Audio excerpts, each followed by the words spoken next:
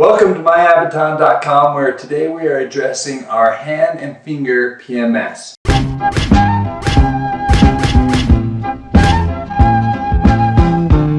What we want to address today is the fingers if they are not moving well as far as bending backwards. Okay, so we're going to start by putting our hands together in what we call a prayer position. And in that position, all you're doing is you're taking your fingers and you're pushing them back with your other fingers. Now if we start getting our hand out here and we get the wrist and the forearm, that's not really what we're after.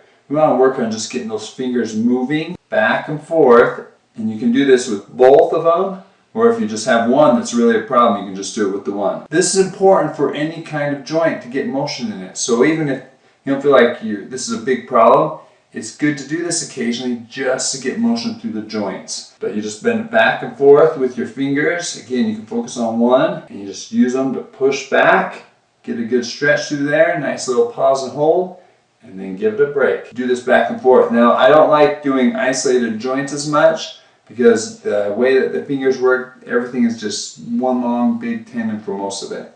So just doing the whole thing together to help loosen up the hand, loosen up the fingers. If you're having difficulty or pains through here, this is a nice step, a nice way to get that.